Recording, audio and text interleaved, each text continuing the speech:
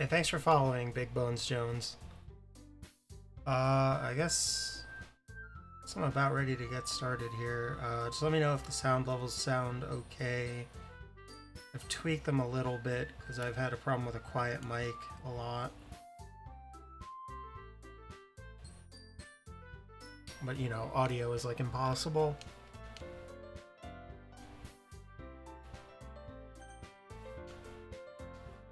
All right, let's experience this game because everybody says this is like a must play. Oop, wrong text.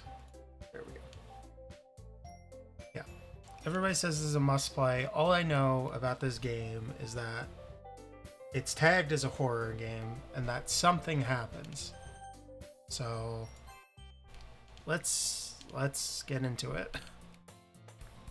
Hey.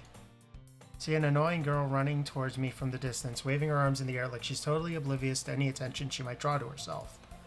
That girl is Sayori, my neighbor and good friend since we were children.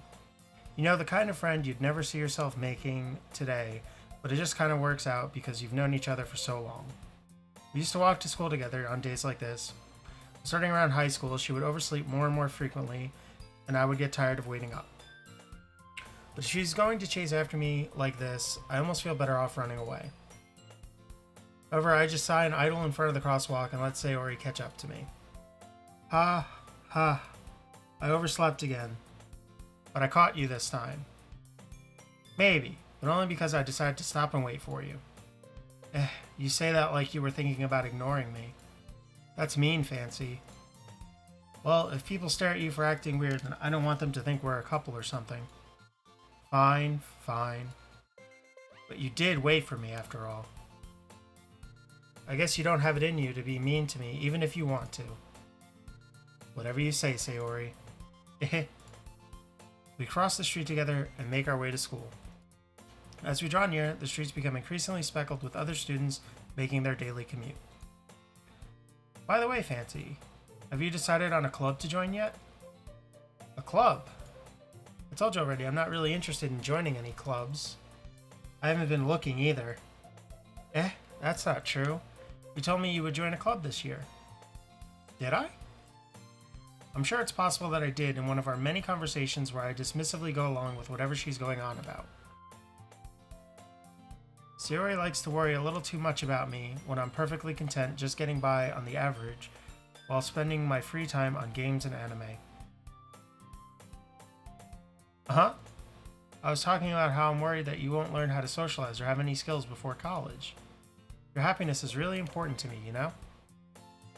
And I know you're happy now, but I die at the thought of you becoming a NEET in a few years because you're not used to the real world. You trust me, right? Don't make me keep worrying about you. Alright. I'll look at a few clubs if it makes you happy. No promises, though. Will you at least promise me you'll try a little? Yeah, I guess I'll promise you that. Yay. Why do I let myself get lectured by such a carefree girl? More than that, I'm surprised I even let myself relent to her.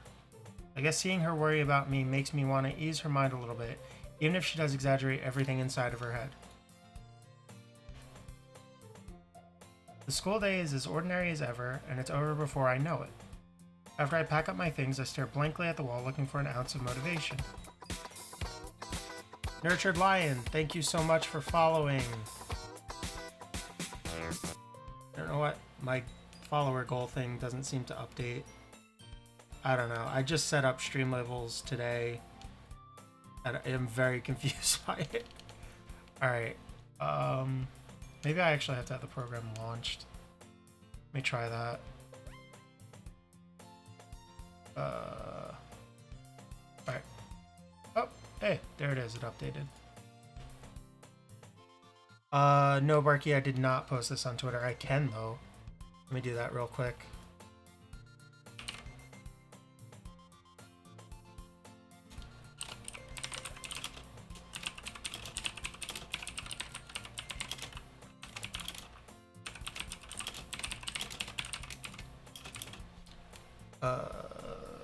TPS.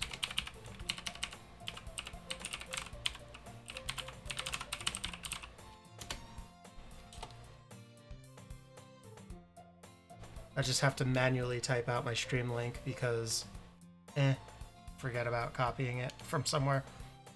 Alright. Clubs. Sayori wants me to check out some clubs. I guess I have no choice but to start with the anime club. Hello? Sayori. Sayori must have come into the classroom while I was spacing out. I look around and realize I'm the only one left in the classroom. I thought I'd catch you coming out of the classroom, but I saw you just sitting here and spacing out, so I came in. Honestly, you're even worse than me sometimes. I'm impressed. You don't need to wait up for me if it's going to make you late to your own club. Well, I thought you might need some encouragement, so I thought, you know. Know what? Well, that you could come to my club. Sayori, yeah? There's no way I'm going to your club. Meanie. Sayori is vice president of the literature club. Not that I was ever aware that she had any interest in literature. In fact, I'm 99% sure she only did it because she thought it would be fun to help start a new club. Since she was the first one to show interest after the one who proposed the club, she had inherited the title vice president. That said, my interest in literature is guaranteed to be even less. Yeah, I'm going to the anime club.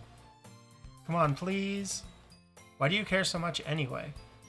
Well, I kind of told the club yesterday that I would bring in a new member. And Natsuki made cupcakes and everything. Don't make promises you can't keep. I can't tell if Sayori is really that much of an airhead or if she's so cunning as to have planned all of this out. I bet she's so cunning as to have planned all of this out.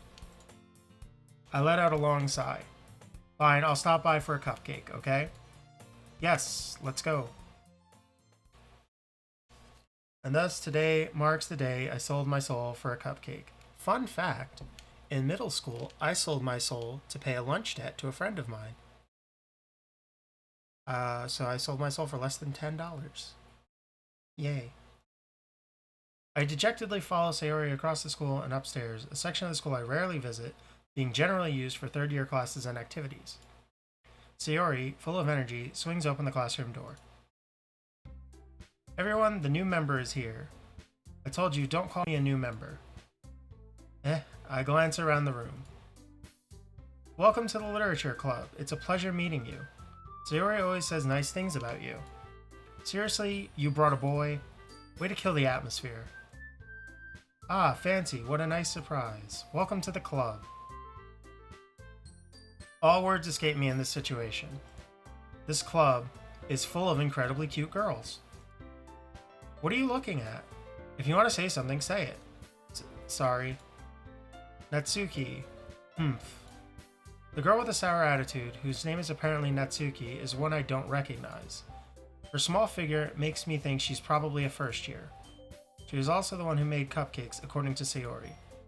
You can just ignore her when she gets moody. Sayori says that quietly into my ear, then turns back towards the other girls. Anyway, this is Natsuki, always full of energy, and this is Yuri, the smartest in the club. Don't say things like that. Yuri, who appears comparably more mature and timid, seems to have a hard time keeping up with people like Sayori and Natsuki. Ah, well, it's nice to meet both of you. And it sounds like you already know Monika, is that right? That's right. It's great to see you again, Fancy. Monika smiles sweetly. We do know each other. Well, we rarely talked, but we were in the same class last year. Monika was probably the most popular girl in class. Smart, beautiful, athletic, basically completely out of my league. So having her smile at me so genuinely feels a little... You too, Monika. Come sit down, Fancy. We made room for you at the table, so you can sit next to me or Monika. I'll get the cupcakes. Hey, I made them. I'll get them. Sorry, I got a little too excited. And how about I make some tea as well?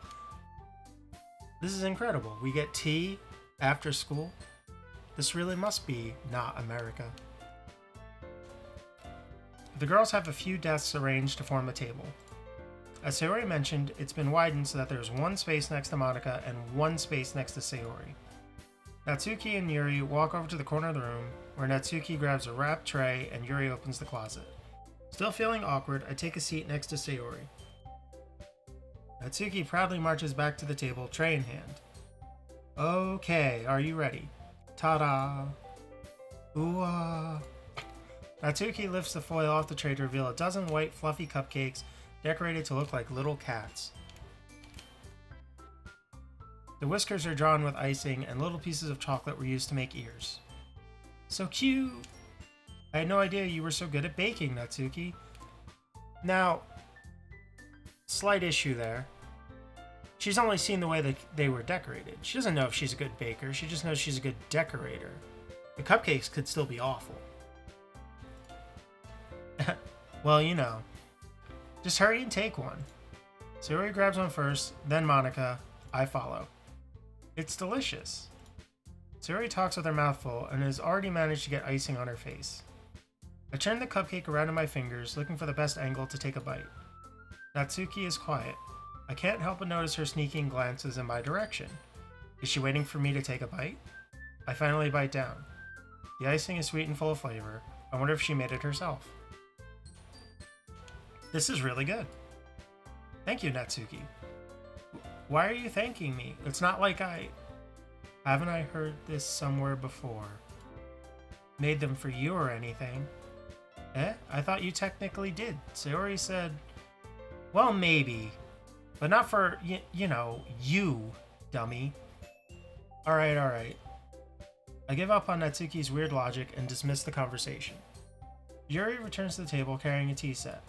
She carefully places a teacup in front of each of us before setting down the teapot next to the cupcake tray. You keep a whole tea set in this classroom? Don't worry, the teachers gave us permission. After all, doesn't a hot cup of tea help you enjoy a good book? I guess. Don't let yourself get intimidated. Yuri's just trying to impress you. That's not... Insulted, Yuri looks away. I meant that, you know... I believe you. Well, tea and reading might not be a pastime for me, but I at least enjoy tea. I'm glad. Yuri faintly smiles to herself in relief. Monica raises an eyebrow, then smiles at me. So what made you consider the literature club? I was afraid of this question. Something tells me I shouldn't tell Monica that I was practically dragged here by Sayori. Well, I haven't joined any clubs yet, and Sayori seemed really happy here, so... That's okay, don't be embarrassed. We'll make sure you feel right at home, okay? As president of the literature club, it's my duty to make the club fun and exciting for everyone. Monica, I'm surprised. How come you decided to start your own club? You could probably be a board member for any of the major clubs. Weren't you a leader of the debate club last year? Well, you know, to be honest, I can't stand all of the politics around the major clubs. It was like nothing but arguing about the budget and publicity and how to prepare for events. I'd much rather take something I personally enjoy and make something special out of it. And if it encourages others to get into literature, then I'm fulfilling that dream. Monica really is a great leader. Yuri also nods in agreement. Then I'm surprised there aren't more people in the club yet. It must be hard to start a new club. You could put it that way. Not many people are very interested in putting out all the effort to start something brand new, especially when it's something that doesn't grab your attention, like literature. You have to work hard to convince people that you're both fun and worthwhile. But it makes school events like the festival that much more important. I'm confident that we can really grow this club before we graduate. Right, everyone? Yeah, we'll do our best. You know it. Everyone enthusiastically agrees. Such different girls, all interested in the same goal. Monica must have worked really hard just to find these three. Maybe that's why they were all so delighted by the idea of a new member joining. Though I still really don't know if I can keep up with their level of enthusiasm about literature. So Fancy, what kind of things do you like to read? Well, considering how little I've read these past few years, I don't really have a good way of answering that. Manga? I mutter quietly to myself, half joking. Natsuki's head suddenly perks up. It looks like she wants to say something, but she keeps quiet. Not much of a reader, I guess. Well, that can change. Chat, have you read anything good recently? I used to read as a hobby. All the time. And I feel like I haven't read a book in a decade. Like, it's bad. People keep getting me books for birthdays and Christmas, and I just don't read them.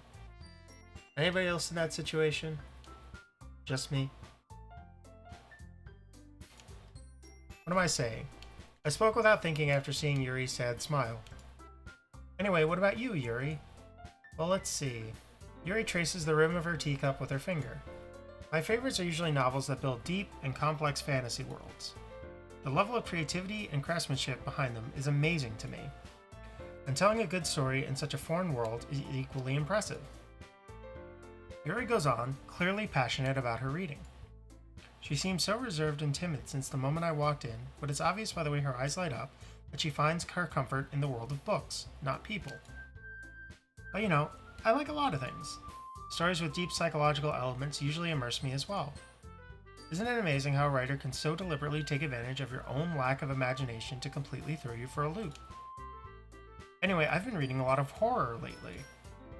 I read a horror book once. I desperately grasped something I can relate to at the minimal level. At this rate, Yuri might as well be having a conversation with a rock. Really, I wouldn't have expected that, Yuri. For someone as gentle as you, I guess you could say that. But if a story makes me think, or takes me to another world, then I really can't put it down. Surreal horror is often very successful at changing the way you look at the world, if only for a brief moment. Ugh, I hate horror. Oh? Why is that? Well, Natsuki's eyes dart over to me for a split second. Never mind. That's right, you usually like to write about cute things, don't you, Natsuki? What? What gives you that idea? You left a piece of scrap paper behind last club meeting. It looked like you were working on a poem called Don't Say It Out Loud, and give that back. Fine. Your cupcakes, your poems, everything you do is just as cute as you are. Yuri slides up behind Natsuki and puts her hands on her shoulders. I'm not cute. Natsuki, you write your own poems? Well, I guess sometimes. Why do you care? I think that's impressive. Why don't you share them sometime? No. Natsuki averts her eyes. You wouldn't like them. Not a very confident writer yet. I understand how Natsuki feels. Sharing that level of writing takes more than just confidence. The truest form of writing is writing to oneself. You must be willing to open up to your readers, exposing your vulnerabilities and showing even the deepest reaches of your heart. Do you have writing experience too, Yuri? Maybe if you share some of your work, you can set an example and help Natsuki feel comfortable enough to share hers. I guess it's the same for Yuri. I wanted to read everyone's poems. We all sit in silence for a moment. I'm going to save because that is a lot of reading and I don't want to have to do it again.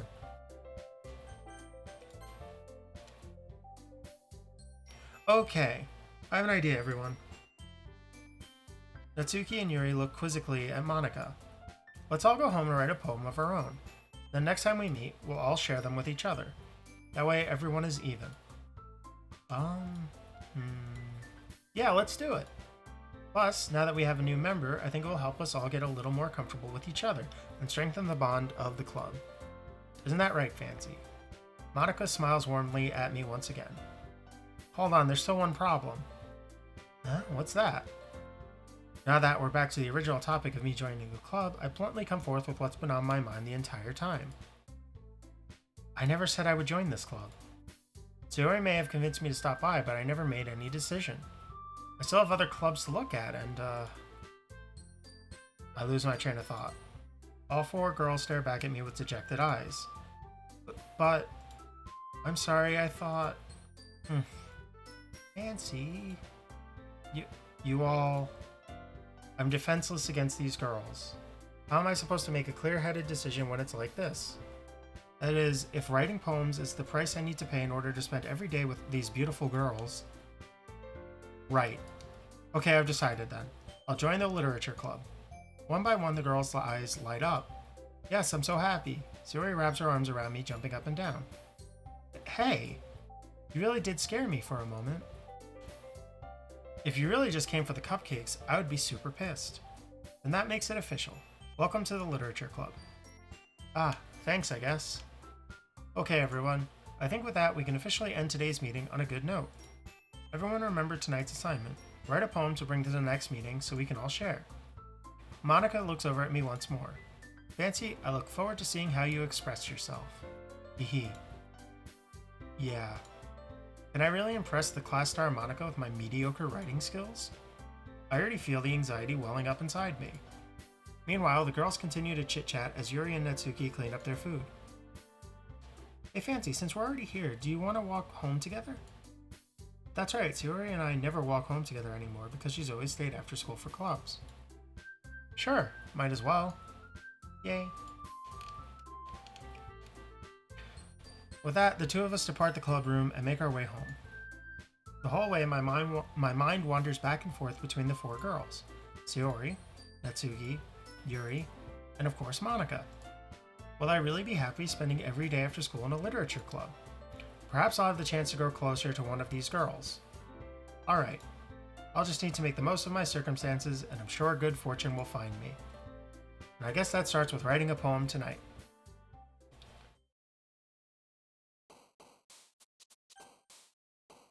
Oh, interesting.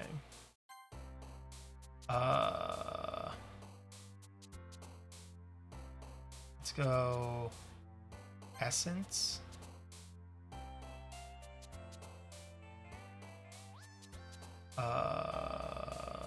Passion.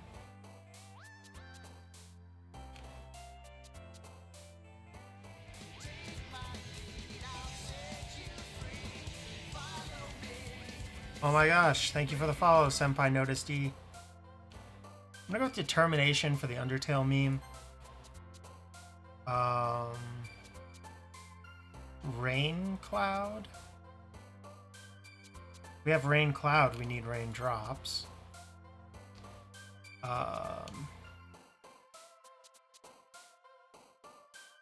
Misfortune. Milk seems like a very odd word here.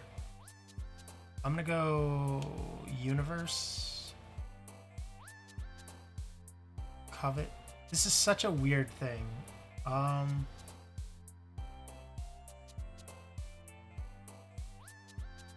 Vertigo. Ocean. Forgive. Feather. I have to pick tenacious. Pure. Incongruent. Heart. Playground. Philosophy. Doki Doki. I feel like that's bait. Like, that has to be bait. Variance. And lucky. And I will save again. Hi again, Fancy. Glad to see you didn't run away on us, hahaha. Nah, don't worry. This might be a little strange for me, but I at least kept my word. Well, I'm back at the literature club.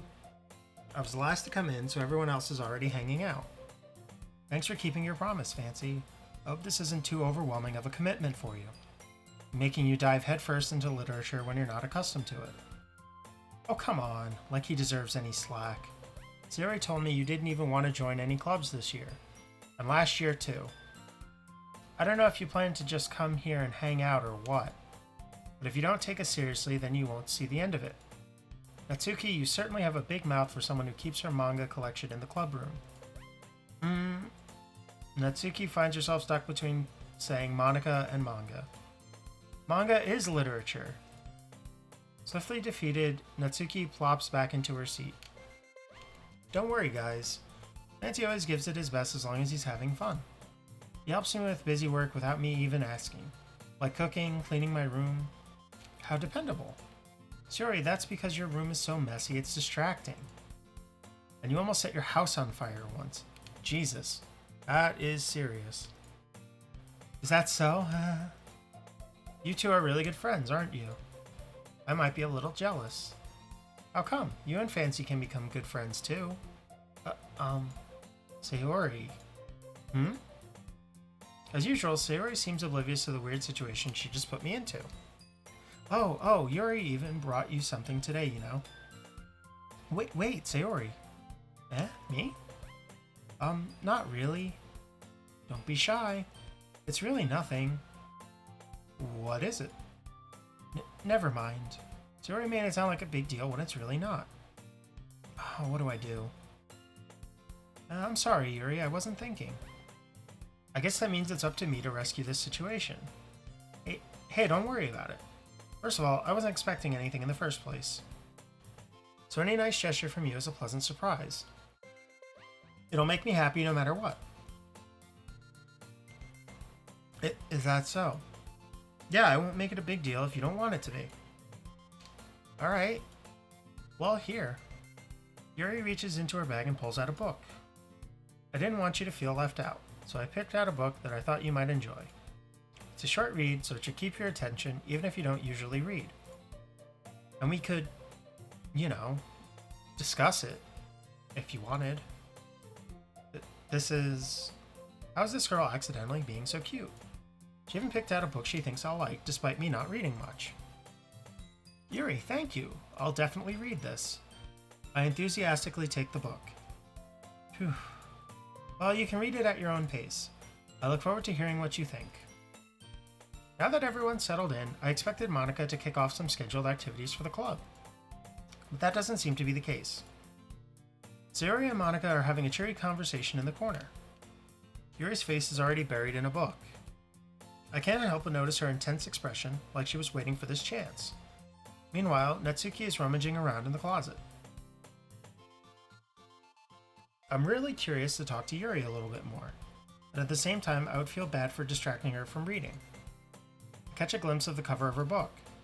It looks like the same book she lent to me. More than that, she seems to be on the first few pages. Ah, crap. I think she noticed me looking at her.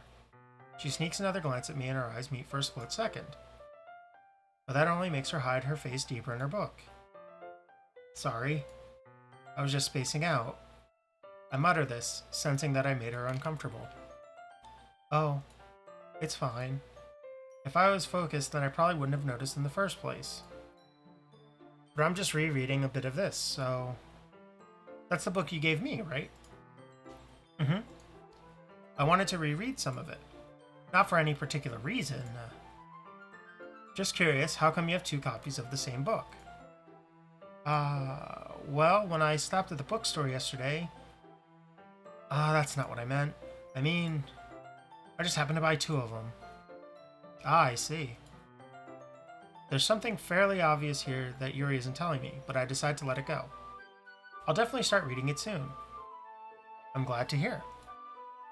Once it starts to pick up, you might have a hard time putting it down. It's a very engaging and relatable story. Is that so? What's it about, anyway? Well, Yuri closes the book and scans her eyes over the back. The book is titled Portrait of Markov. There's an ominous-looking eye symbol on the front cover. Alright, I just wanted to make sure I don't accidentally give anything away. Basically, it's about this girl in high school who moves in with her long-lost younger sister. But as soon as she does so, her life gets really strange. She gets targeted by these people who escaped from a human experiment prison. And while her life is in danger, she needs to desperately choose who to trust. No matter what she does, she ends up destroying most of her relationships and her life starts to fall apart. It's kind of dark, isn't it? Yuri made it sound like it was going to be a nice story, so that dark turn came from nowhere. Also, it sounds like she described most of the frickin' book. Aha! Yuri gently giggles all of a sudden. Are you not a fan of that sort of thing, Fancy? No, it's not that. I mean, I could definitely enjoy those kinds of stories, so don't worry. I hope so. Yeah, I totally forgot that Yuri is into those things. She's so shy and reclusive on the outside, but her mind seems to be completely different. It's just that those kinds of stories, they challenge you to look at life from a strange new perspective. When horrible things happen, not just because someone wants to be evil, but because they have their own goals or their own philosophy that they believe in. Then suddenly, when you thought you related to the protagonist, they're made out to be the naive one for letting their one-sided morals interfere with the villain's plans. I'm rambling, aren't I? Not again. I'm sorry. Hey, don't apologize. I haven't lost interest or anything. Well, I guess it's alright then. But I feel like I should let you know that I have this problem. When I let things like books and writing fill my thoughts, I kind of forget to pay attention to other people. So I'm sorry if I end up saying something strange. And please stop me if I start talking too much. I really don't think you need to worry. That just means you're passionate about reading. The least I can do is listen. It's a literature club after all. That's true. In fact, I might as well get started reading it, right? You don't have to. What are you saying? Just a moment ago you said you were looking forward to it. Let me just get the book. I quickly retrieved the book that I had put into my bag. Alright, it's fine if I sit here, right? I slip into the seat next to Yuri's. Yeah. Are you sure? You seem a little apprehensive. I'm sorry. It's not that I don't want you to. It's just something I'm not very used to. That is, reading in company with someone. I see. Well, just tell me if I end up distracting you or anything. Alright. I open the book and start the prologue. I soon understand what Yuri means about reading in company. It's as if I can feel her presence over my shoulder as I read. It's not a particularly bad thing. Maybe a little distracting, but the feeling is somewhat comforting. Yuri is in the corner of my eye. I realize that she's not actually looking at her own book. I glance over. It looks like she's reading from my book instead. Sorry, I was just... You really apologize a lot, don't you? I do? I don't really mean to. Sorry. I mean... Here, this should work, right? I slide my desk until it's up against Yuri's, then hold my book more between the two of them. I suppose so. Yuri timidly closes her own copy. Once we lean in a little bit, our shoulders are almost touching. It feels like my left arm is in the way, so I instead use my right hand to hold the book open. I guess that makes it kind of difficult to turn the page. Here. Yuri takes her left arm and holds the left side of the book between her thumb and forefinger. I do the same with my right arm on the right side of the book. That way, I turn a page, and Yuri slides it under her thumb after it flips to her side. But in holding it like this, we're huddled even closer together than before. It's actually kind of distracting me. It's as if I can feel the warmth of Yuri's face and she's in the corner of my vision. Are you ready? To turn the page. Oh, sorry. I think I got a bit distracted for a second. I glance over at Yuri's face again and our eyes meet. I don't know how I'll be able to keep up with her. That's okay. You're not as used to reading, right? I don't mind being patient if it takes you a bit longer. It's probably the least I can do. Since you've been so patient with me. Yeah, thanks. We continue reading. Yuri no longer asks me if I'm ready to turn the page. Instead, I just assume that she finishes the page before me, so I turn it by my own volition. We continue the first chapter in silence. Even so, turning each page almost feels like an intimate exchange. My thumb gently letting go of the page, letting it flutter over to her side as she catches it under her own thumb. Hey Yuri, this might be a silly thought, but the main character kind of reminds me of you a little bit. You think so? How does she? Well, I guess she's more blunt in a lot of ways, but she also second guesses all the things that she says and does. Like she's afraid she'll do something wrong. It's not like I can see into your head or anything, but they're kind of reminiscent of some of your mannerisms. I see. Yuri remains silent for a moment. But, Fancy, that's probably a terrible thing to have in common with her. It's so embarrassing that you think that. Wait, I didn't mean it in a bad way or anything. Sorry, I really didn't know you were self-conscious about that sort of thing. I guess I more meant that it's kind of cute. What are you saying all of a sudden? Okay, everyone. I think it's about time we share today's poems with each other. We might not have enough time if we wait too long. Yuri exhales, spared from finishing her thought. Is that alright, Yuri? You look kind of down. I'm sorry if you haven't been looking forward to this. It's not. It's fine. Yuri releases her hand from the book, causing it to close on top of my thumb. Alright, I guess I'll do some more reading tonight. Or would you prefer I only read it with you? I guess I don't have too much of a preference either way. In that case, I'll read a little more tonight. It'll be more fun to read with you after it picks up a bit, you know? That's good reasoning. In that case, feel free to finish the first 2 chapters in your own time. Alright. I stand up. I make a mental note of where I left off in the book, then slip it back into my bag. By the way, did you remember to write a poem last night? Yeah? My relaxation ends. I can't believe I agreed to do something so embarrassing. I couldn't really find much inspiration since I've never really done this before. Well, now that everyone's ready, why don't you find someone to share with? I can't wait! Sayori and Monica enthusiastically pull out their poems. Sayori's is on a wrinkled sheet of loose leaf torn from a spiral notebook. Pardon me a second, I just need to drink a little something.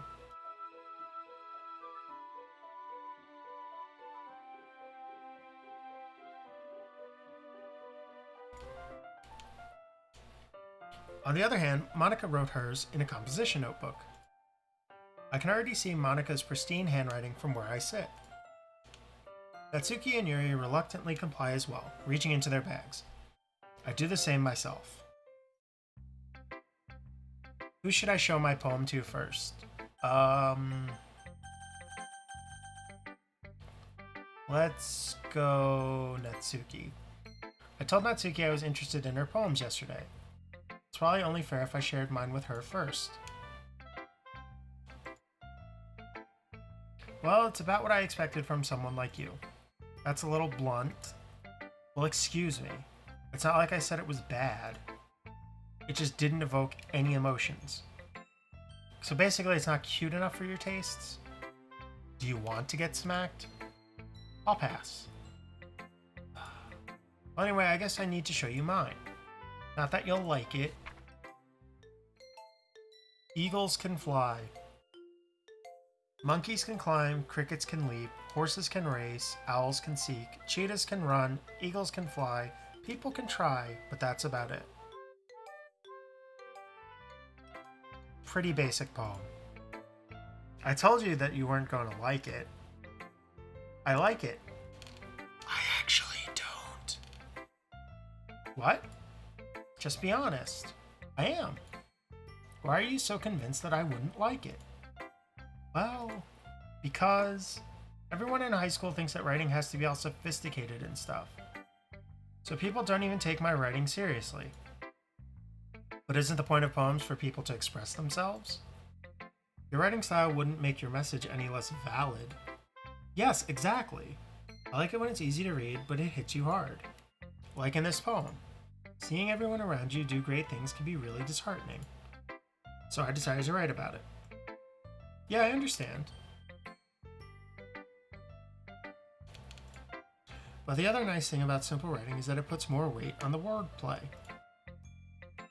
Like I set it up for a rhyme at the end, but then made it fall flat on purpose. It helps bring out the feeling in the last line. So you did. I guess more went into it than I realized. That's what it means to be a pro. I'm glad you learned something. Didn't expect that from one of the youngest here, did you? Yeah, I guess not. I decided to humor her with that last comment. I don't really care how old everyone is, but if Natsuki is feeling proud, then I won't take that away from her. I'm gonna save again. Just frequent saving in case anything bad happens.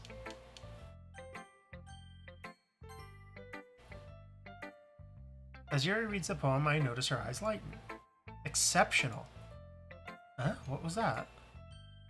Did I say that out loud? Yuri first covers her mouth, but ends up covering her whole face.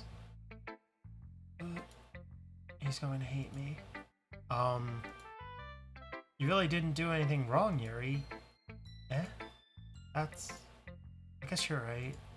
What am I getting so nervous for? Yuri takes a breath. So, what kind of writing experience do you have?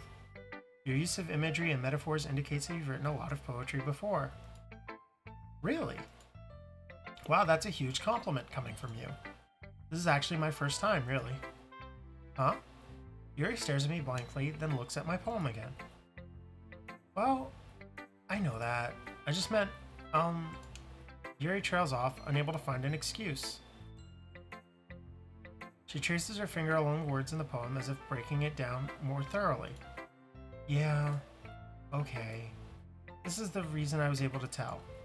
It's just that there are specific writing habits that are usually typical of new writers. But having been through that myself, I kind of learned to pick up on them.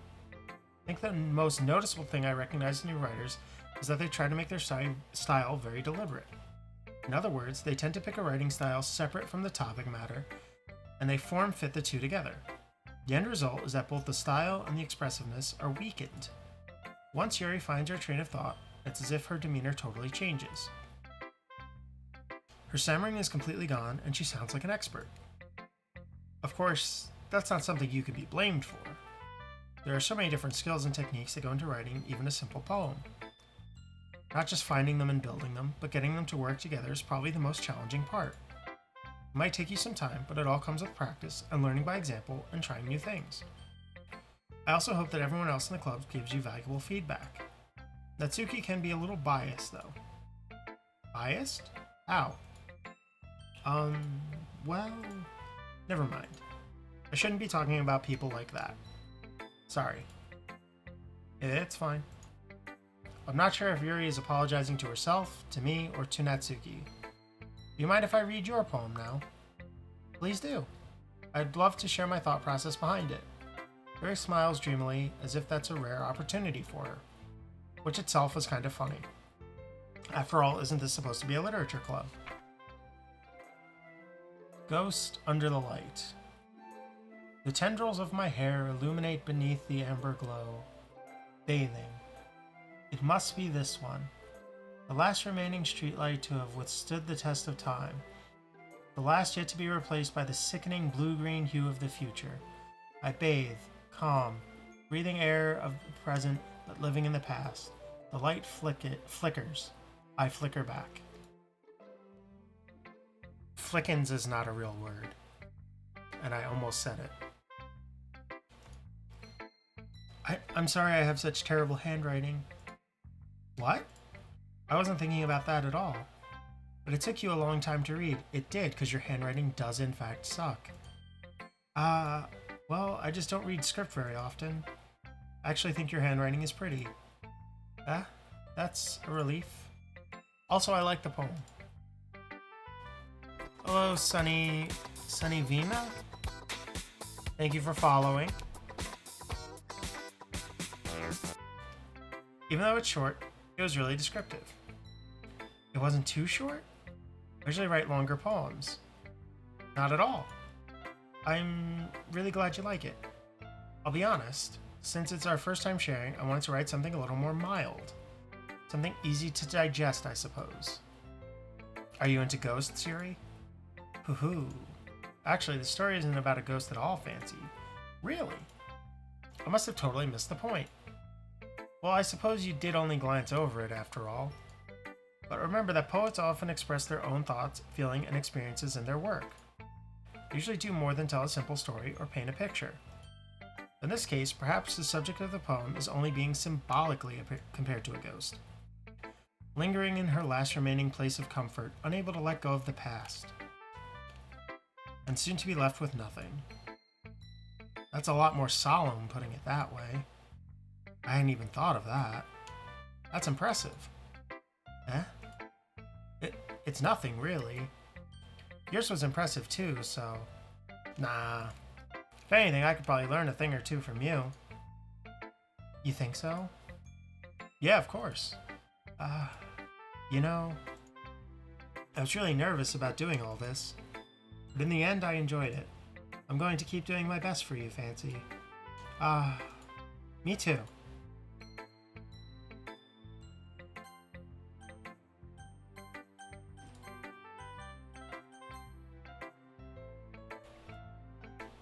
This is a good poem, Fancy. Are you sure it's your first time? Of course. It's not that good. Am I the kind of guy who would be writing poems in his spare time? I guess you're right. But that's why it impressed me. Well, to be honest, I was afraid that you wouldn't do it seriously, or that you wouldn't write one at all. I'm really happy just that you wrote one.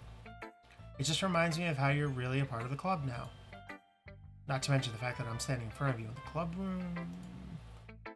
Well, of course. I'm not really into it yet, but that doesn't mean I'll break my promise. See? It's like I said before, Fancy. Deep down, you're not selfish at all, you know? Trying new things like this for other people, that's something that only really good people do. Thanks, Sayori. I'm not sure if Sayori sees the full picture of my motive here. Then again, I can't deny that she's part of the reason I joined. Knowing how much this means to her and all. Yeah. I want to make sure you have lots of fun here, okay? That'll be my way of thanking you. Alright, I'm gonna hold you to that then. Yay. Now you'll read my poem too, right? Don't worry, I'm really bad at this. Well, we'll see about that. Dear Sunshine. The way you glow through my blinds in the morning, it makes me feel like you missed me. Kissing my forehead to help me out of bed, making me rub the sleepy from my eyes. Are you asking me to come out and play? Are you trusting me to wish away a rainy day? I look above, the sky is blue. It's a secret, but I trust you too. If it wasn't for you, I could sleep forever, but I'm not mad. I want breakfast. Sayori, this is just a guess, but did you wait until this morning to write this? No. Just a little bit. You can't answer just a little bit to a yes or no question. I forgot to do it last night. Well, at least that makes me feel a little better about myself. Don't be mean. I still tried my best. Yeah. I didn't mean to say that it was a bad poem. It came out nice, or how should I put it? It sounds just like you. Really? Yeah. Especially that last line. I made eggs and toast. Even though you were late to school? It's bad to skip breakfast. I get all cranky. Well, I guess there's no point in arguing. Anyway, thanks for showing me. This was so much fun. Monica's the best. Yeah. The next time, I won't forget. And I'm gonna write the best poem ever. Well, I guess I look forward to it. I was expecting it to be some level of choice, like that you would wind up skipping somebody. Hi, Fancy. Having a good time so far? Yeah. Good, glad to hear it. By the way, since you're new and everything, if you ever have any suggestions for the club, like new activities or things we can do better, I'm always listening. Don't be afraid to bring things up, okay? Alright, I'll keep that in mind. Of course, I'll be afraid to bring things up. I'm much better off just going with the flow until I'm more settled in. Thank you for following FNAF Know-It-All God. I feel like that alert is supposed to have a GIF attached to it, and I don't know why it doesn't. Anyway. Want to share your poem with me? It's kind of embarrassing, but I guess I have to. Don't worry, Fancy. We're all a little embarrassed today, you know? But that's the sort of barrier we'll all learn to get past soon. Yeah, that's true. I hand Monica my poem. Great job, Fancy. I was going ooh in my head while reading it. It's really metaphorical. I'm not sure why, but I didn't expect for you to go with something so deep. No, not much going on, FNAF Know-It-All God. Just literal first experience with this game. So far, it's a lot of reading and not much doing anything. I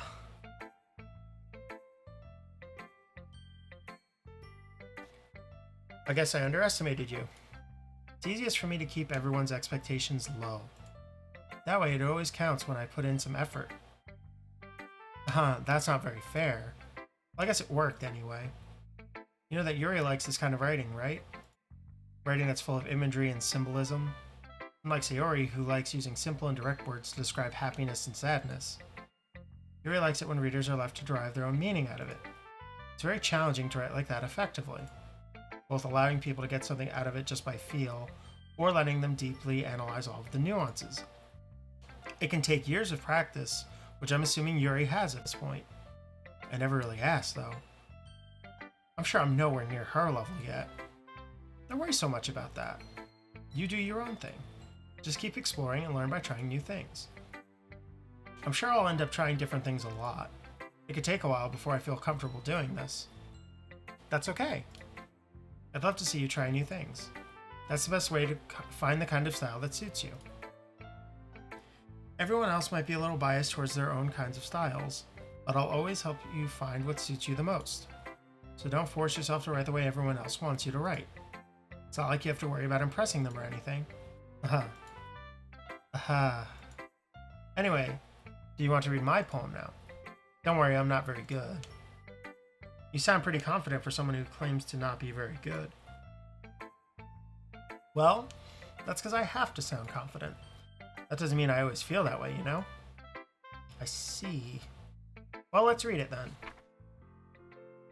Ooh, it's got a scroll bar. Interesting. Hole in wall. It couldn't have been me. See the direction the spackle protrudes? A noisy neighbor, an angry boyfriend. I'll never know. I wasn't home. I peer inside for a clue. No, I can't see. I reel, blind, like a film left out in the sun. But it's too late. My retinas. Already scorched with a permanent copy of the meaningless image. It's just a little hole. It wasn't too bright. It was too deep, stretching forever into everything.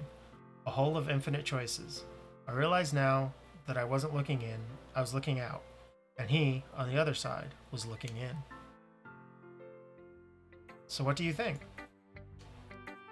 It's very freeform, if that's what you call it. Sorry, I'm not really the right person to ask for feedback. It's okay. Yeah, that kind of style has gotten pretty popular nowadays.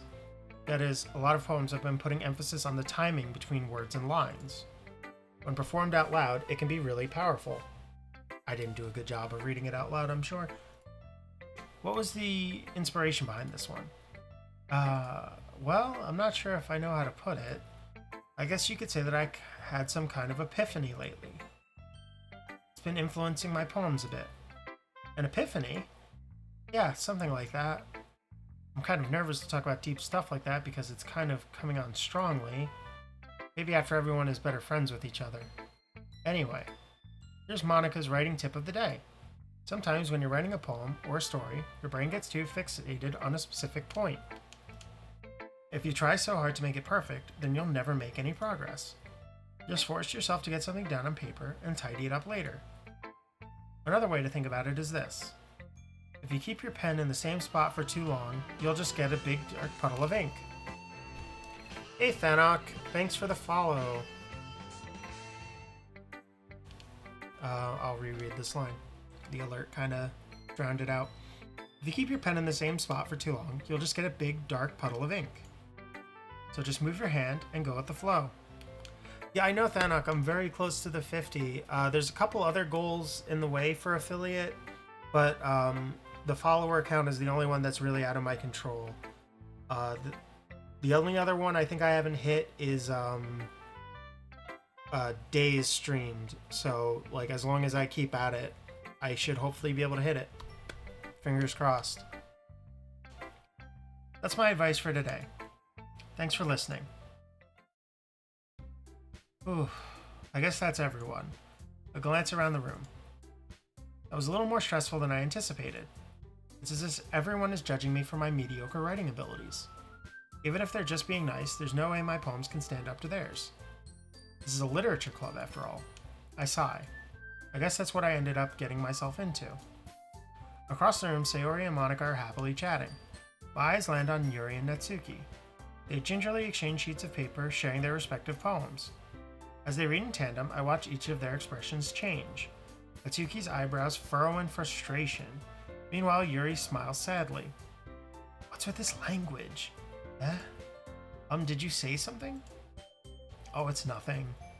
Natsuki dismissively returns the poem to the desk with one hand. I guess you could say it's fancy. Ah, thanks. Yours is cute. Cute. Did you completely miss the symbolism or something? It's clearly about the feeling of giving up. How can that be cute? I know that. I just meant the language, I guess. I was trying to say something nice. You mean you have to try that hard to come up with something nice to say? Thanks, but it really didn't come out nice at all. Well, I do have a couple suggestions. If I was looking for suggestions, I would have asked someone who actually liked it. Which people did, by the way. Sayori liked it, and Fancy did too. So based on that, I'll gladly give you some suggestions of my own. First of all, excuse me. I appreciate the offer, but I've spent a long time establishing my writing style. I don't expect it to change anytime soon, unless of course I come across something particularly inspiring. Which I haven't yet. And Fancy liked my poem too, you know. He even told me he was impressed by it. Natsuki suddenly stands up. Oh? I didn't realize you were so invested in trying to impress our new member, Yuri. That's not what I... You're just... Yuri stands up as well. Maybe you're just jealous that Fancy appreciates my advice more than he appreciated yours. Huh? And how do you know he didn't appreciate my advice more? Are you that full of yourself? No. If I was full of myself, I would deliberately go out of my way to make everything I do overly cutesy. Is everyone okay? Well, you know what? I wasn't the one whose boobs magically grew a size bigger as soon as Fancy started showing up. Okay. Natsuki! Natsuki, that's a little... This doesn't involve you. Skella, it's going. I'm kind of confused because I expected this game to be more interactive than it's been so far. So far, it has literally just been a text dump. Like, I didn't know it was a visual novel to that extent. I knew, like, very little going in, other than it's, you know, a game that presents itself one way and then something happens. I don't like fighting, guys. Suddenly, both girls turned toward me as they just noticed I was standing there. Fancy. She's just trying to make me look bad. That's not true. She started it. If she could get over herself and learn to appreciate that simple writing is more effective, then this wouldn't have happened in the first place. What's the point in making your poems all convoluted for no reason? The meaning should jump out at the reader, not force them to have to figure it out. That sentence is poorly constructed. Help me explain that to her, Fancy. Wait, there's a reason we have so many deep and expressive words in our language. It's the only way to convey complex feelings and meaning the most effectively. Avoiding them is not only unnecessarily limiting yourself, it's also a waste. You understand that, right, Fancy? Well? How did I get dragged into this in the first place?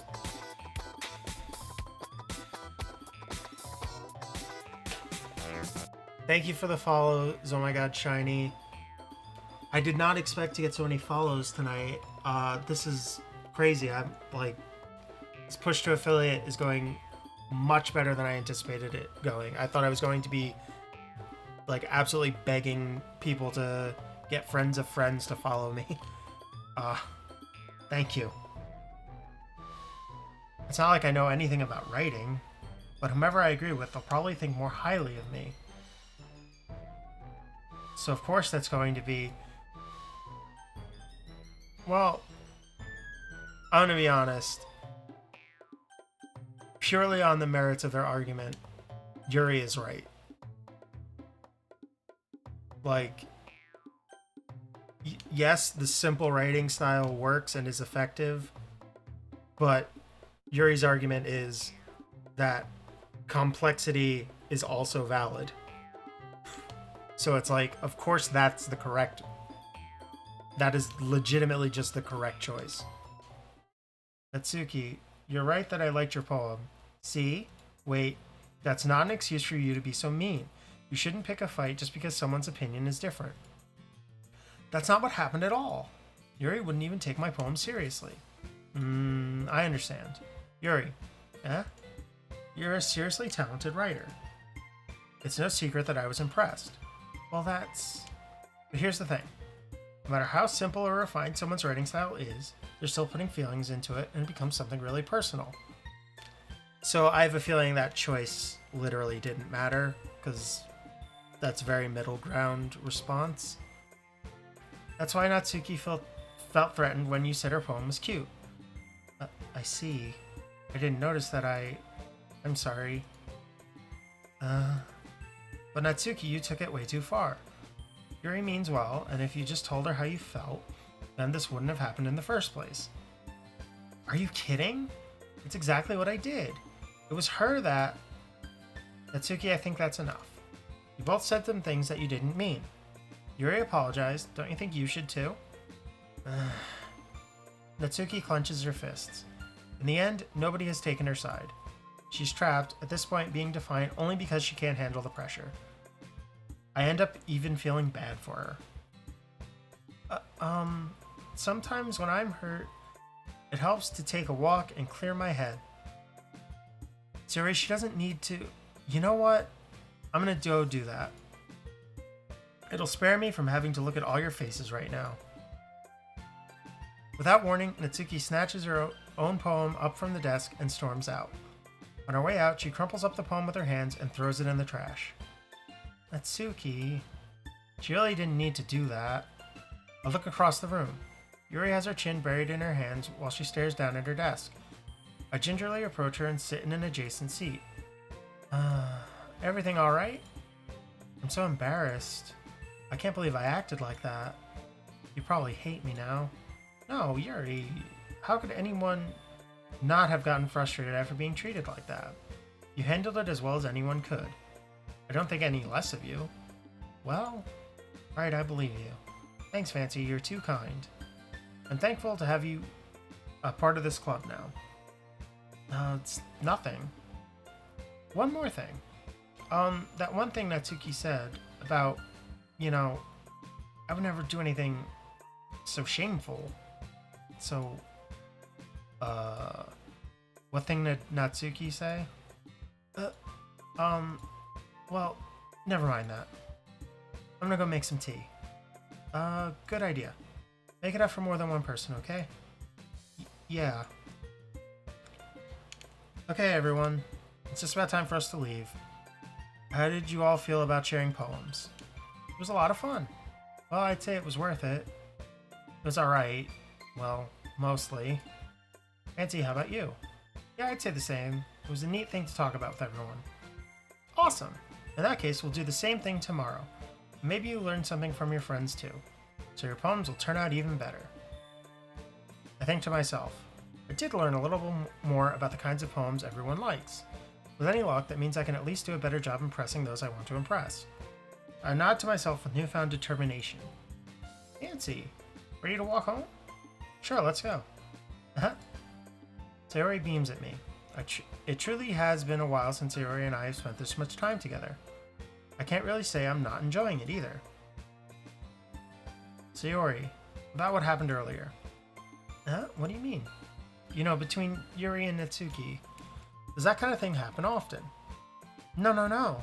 That's really the first time I've seen them fight like that. I promise they're both wonderful people. You don't hate them, do you? No, I don't hate them. I just wanted your opinion, that's all. I can see why they'd make good friends with you. Ugh. Fancy, it's nice that I get to spend time with you in the club. But I think seeing you get along with everyone is what makes me the happiest. And I think everyone really likes you, too. That's... Every day is going to be so much fun. It looks like Sayori still hasn't caught on to the kind of situation I'm in. Sure, being friends with everyone is nice, but does it really need to stop there? We'll just have to see what the future holds, Sayori. Hello, Ruckus. I pat Sayori on the shoulder. I said that more to myself than to her, but it's easy to use Sayori as an internal monologue sometimes. Okay. Yeah, let's do this. Alright. Save time.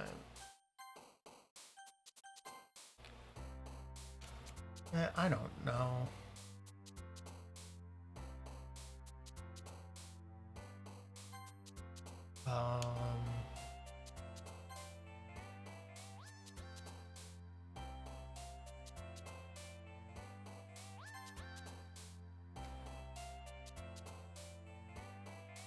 Yep, so far it's just been flirting with people.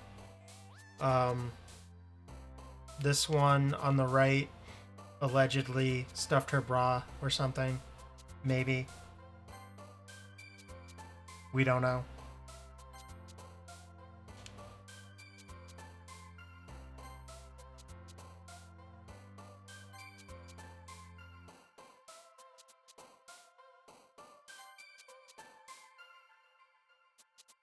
Boop. Vitality.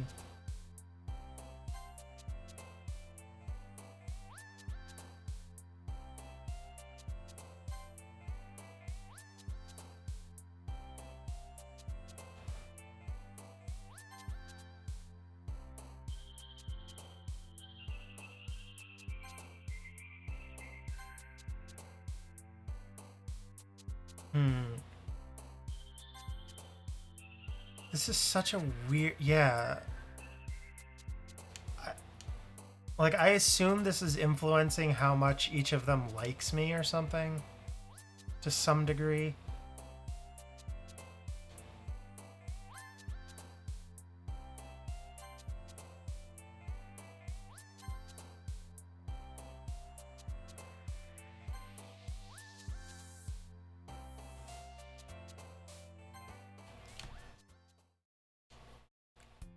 And I hate to say it, I'm just going to save again because I don't want to have to do that ever again.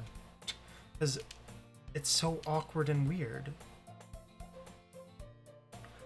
Another day passes and it's time for the club meeting already. I've gotten a little more comfortable here over the past couple days. Entering the club room, the usual scene greets me. Hi, Fancy. So, Sayori, looks like you're in a good mood today. I'm just still not used to being in the club, that's all. I see. That's a pretty simple thing to get you in a good mood. But I guess it's always the simple things with you anyway. Speaking of which, I'm kinda hungry. Will you come with me to buy a snack? No thanks. Huh? That's not like you at all. I have my reasons. It's a real dickish way to approach that. Why don't we take a look at your purse, Sayori? Eh? Why that all of a sudden? No reason, really. I just wanted to look at it. Sayori nervously retrieves her coin purse. She fumbles with the latch and gets it open. Then she turns it upside down and its contents spill onto the desk. Only 2 coins, small coins, fall out. I knew it. I can see right through you, Sayori. That's not fair. How did you even know? It's simple. If you had enough money in the first place, you would have bought a snack before coming to the club room. So either you're not hungry and wanted an excuse to take a walk, or you plan to conveniently forget that you spent all your money so that I would lend you some. But there's one more thing. You're always hungry. And so that only leaves the one option. Freaking ace detective over here. Ooh, I give up. Don't make me feel guilty.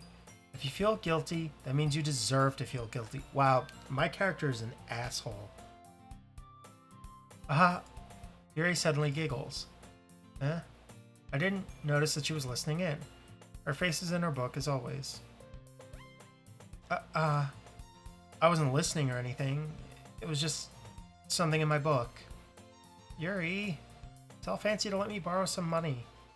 Don't get me involved like that, Sayori. Besides, you should only buy what you can responsibly afford. And frankly, after pulling a mischievous little stunt like that, your suffering is fair enough retribution. Wow, everybody's just ganging up on Sayori right now. Did I just... I didn't mean that. I got too absorbed in my book. I really like when you speak your mind, Yuri. It doesn't happen much, but it's a fun side of you. There's no way you could think that. You were right, though. I did something bad, and now I have to accept the revolution. The revolution does not feel like the correct word to end that sentence. Oh. Ah. Good job, me. Retribution. That. Still, coming from you, Sayori, I guess there's a little devil inside all of us, isn't there? Don't let her fool you. Sayori knows exactly what she's doing. After all, she told you guys she was bringing me to the club before she even told me. But you wouldn't have come if it weren't for the cupcakes, so I had to trick Natsuki into making them. Come on, give me more credit than that, Sayori. Whap. Yeah. Out of nowhere, something smacks Sayori in the face and tumbles onto the desk. Ow. What was... A cookie. Sure enough, it's a giant cookie wrapped in plastic. Sayori glances around. Is this a miracle? It's because I paid my restitution? Retribution. Actually, that one almost worked. I was just going to give it to you, but then I heard you blab about the cupcakes. It was totally worth seeing your reaction, though. Natsuki, that's so nice of you. I'm so happy. Sayori hugs the cookie. Geez, just eat it. Sayori rapidly tears open the wrapper and takes a big bite. So good. Oomph. Sayori suddenly clasps her hands over her mouth. I bit my tongue. Huh. You're going through a lot over just one cookie. Natsuki takes a bite of her own cookie. Yours looks really good too, Natsuki. Can I try it? Jeez. Beggars can't be choosers. But yours is chocolate. Yeah, why do you think I gave you that one? Fine. Still, I'm really happy that you shared this one with me. Sayori gets out of her seat and goes behind Natsuki, then wraps her arms around her. Ah, jeez. I get it. Cookie still in hand, Natsuki reaches up to nudge Sayori off of her. Sayori suddenly leans down and takes a bite out of Natsuki's cookie.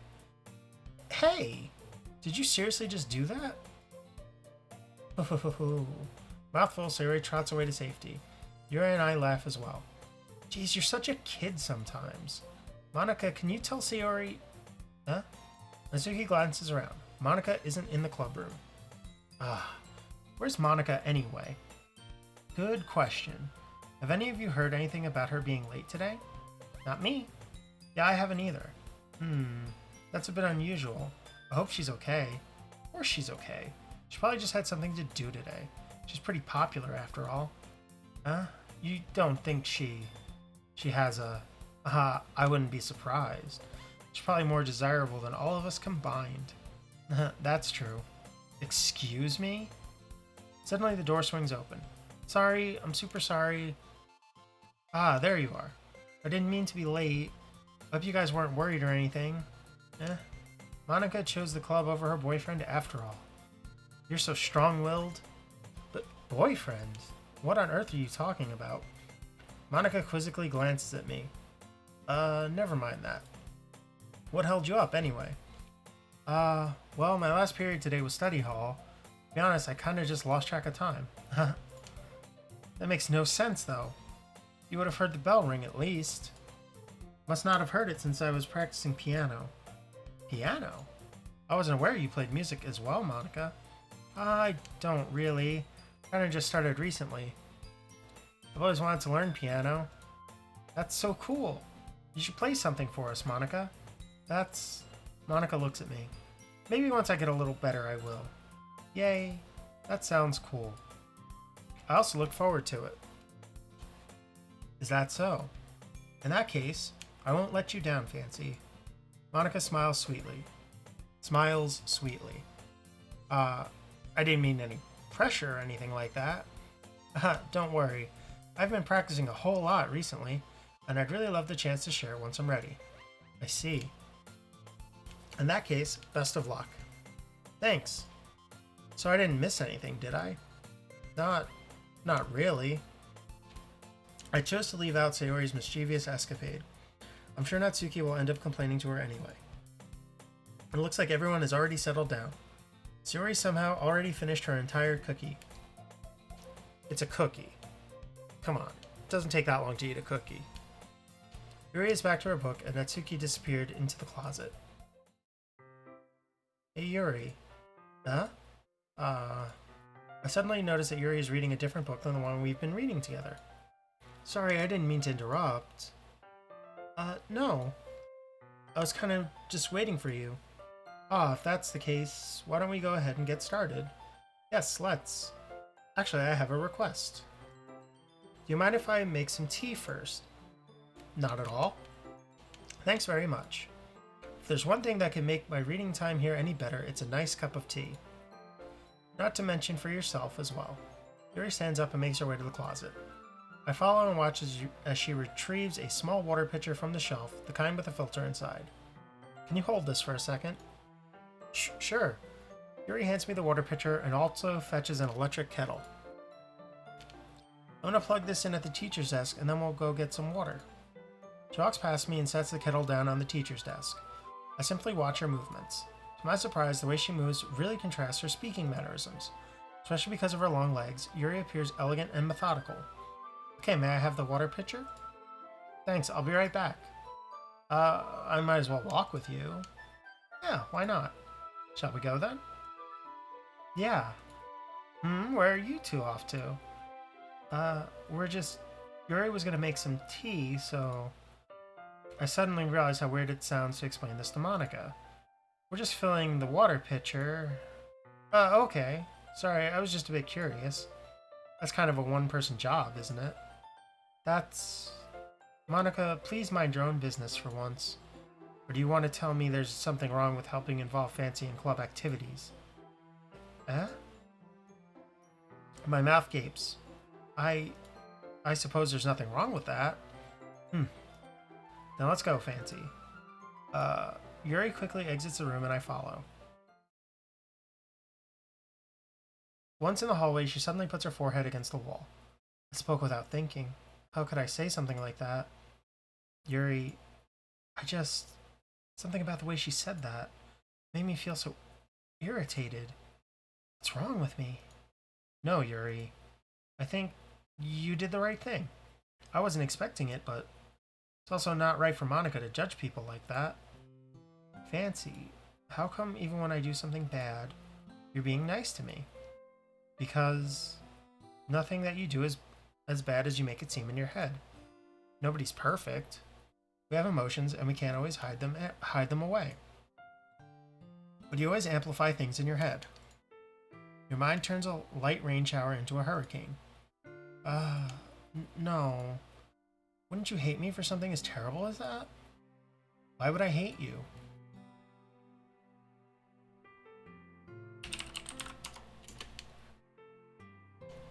I can't hate someone for having emotions. What kind of friend would do that? Friend, you say? Yuri lifts her head. Fancy, I really like being friends with you. Thanks, Yuri. I like being friends with you too. I feel kind of awkward saying something like that. But I'm doing my best to help Yuri feel better. Anyway. Yeah. Shall we go? Yeah. Yuri and I walk to the nearest water fountain. Once we fill up the water pitcher, we return to the classroom.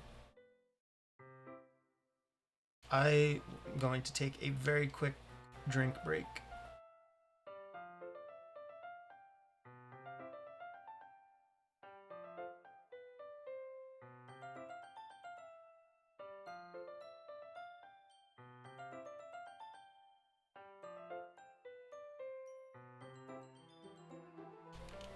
This is significantly more talking than I thought it was going to be.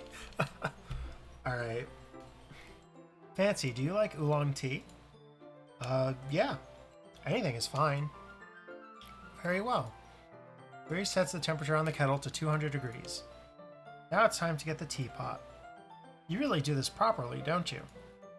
Of course. I shouldn't do any less when I'm making tea for others.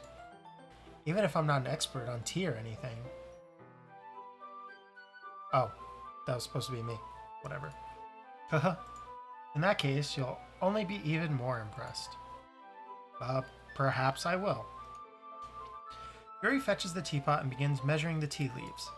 To my surprise, she even starts humming a little to herself. You must be in a good mood now. Is that so? I was letting it show. And you noticed. I was doing a bit of thinking. And I decided that I would try expressing myself a little bit more. Yeah, Thanos. Oh, thank you for the follow, Restamac.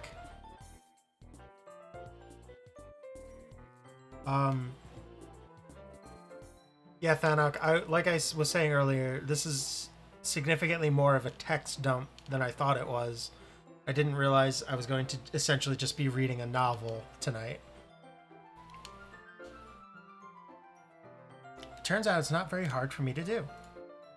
When it's you who's around, anyway. That's great, Yuri. Just don't push yourself too much. You're always worrying about me, Fancy. It's very endearing. That's... Yeah, Scala, this is essentially an audiobook recording. That's a good shout. That's... Yuri wasn't kidding. I don't even know if I can keep up with this. I watch Yuri pour a cup of tea for each of us. Fancy, I have another request. Do you mind if we sit on the floor today? Why is that? It's a little bit easier on my back. I can read with my back against the wall rather than bending over at my desk. Sorry, I didn't realize. No worries. I just have back pain fairly regularly, so I do my best to manage it. Is that so? I wonder why that is. It's most likely because your posture, right? Always hunched over like that while reading? Yes, I have terrible reading posture, so that's why we should sit on the floor. Fair enough. I'll go ahead and get the book. I retrieved the book from my bag. I have some chocolate as well. It's a bag of small chocolate candies that I kept hidden from Sayori's candy radar. I take it since it'll go well with the tea. Is that true? Does chocolate and tea really go well together? That doesn't sound good in my head. Yuri and I then sit against the wall, teacups at our sides. As if in sync, we assume the same reading position as last time, each holding one half of the book. Except this time, our bodies are even closer to each other. I can't see too well. Yuri slides closer until our shoulders are touching. How am I supposed to focus on reading like this? Yuri was always kind of cute, but when she's being less apprehensive, it's almost more than I can handle. Your teacup. Yuri hands me my teacup. Holding it with my hand that's not holding the book, I end up in a position that makes it even harder to focus. Because now I need to worry about making sure I don't accidentally touch her chest. Meanwhile, Yuri hasn't noticed a single thing. She wears her intense reading expression, and I can only presume the world around her has faded away. I use all of my willpower to focus on reading. After a few minutes, I finally manage to relax a little. I put the teacup between my legs and fumble with the chocolate wrapper. Sorry. I briefly let go of the book to finish opening the wrapper. You can have as much as you want. That's okay, I won't take any. Are you sure? Well, if I touch it, then it might get smudges on the pages. Oh, you're right. I didn't even think about that. My bad. No need to apologize. I'll hold the book, okay? Are you sure? Of course. Yuri opens the book with both hands. She holds it so that I don't have any hard over time reading it. But as a result, her left arm is practically resting on top of my leg. Well, in that case, Yuri is already totally focused on the reading again. I take a chocolate candy and pop it into my mouth. Then I take another chocolate, and I hold it up to Yuri. She doesn't even look away from the book. She simply parts her lips as if this situation was completely natural. But that means I can't stop here. I apprehensively place the chocolate in her mouth. Just like that, Yuri closes her lips over it. Eh? Yuri's expression suddenly breaks. Did I just... Yuri looks at me like she needs to confirm what just happened. Fancy. Sorry. I guess I shouldn't have done that. Well, you were just helping. That's something that friends do, right? I mean, not really in this kind of context, but yeah, that's all it was. Yeah, then you don't need to stop or anything. I, I see. The situation has gotten really tense. Yuri tries to return to the book, but I can tell just by her expression that she can't focus now. My heart is pounding. I nervously take another chocolate between my fingers, but this time Yuri's eyes meet mine. How did it even come to this? Yuri doesn't avert her gaze. I notice her chest rising and falling to the rhythm of her breasts. I just said breasts instead of breaths. Sick slip. Absolutely sick. I raise my arm. Like before, Yuri parts her lips. But it's different this time. Well, the game is very clearly steering that direction. I take the chocolate and place it in her mouth. I feel her hot breath on my fingers. Okay, everyone. Yuri jolts back. It's time to share poems. Auntie, can you help Yuri put away the tea stuff? You can help Yuri put away the tea stuff, right? Yeah, of course. Okay, thanks. The spell is abruptly broken. I'll take care of the cups. Yeah. Yuri picks up the teacups from the floor. I pick up the bag of chocolates. In the end, we hastily clean up without so much as a word between us. I get the feeling this is something neither of us will have the courage to bring up. Alright. We save. Because I am not doing that again. Let's show my poem to Sayori. Ooh. I like this one, Fancy. It has some nice feelings in it. I'm glad. Does that mean it's better than yesterday's? Let me think. I don't know. I guess I like them both. That's not very helpful, you know. Well, I'm not very good at figuring out if poems are good or bad. That's why I just go by my heart. If it makes me feel things, then it must be a good poem. I'm not sure that's exactly how it works. And again, I guess conveying feelings is a pretty important part of the whole thing. Yeah, maybe. Honestly, I don't even know what kind of writing you like in the first place. Yeah, me neither.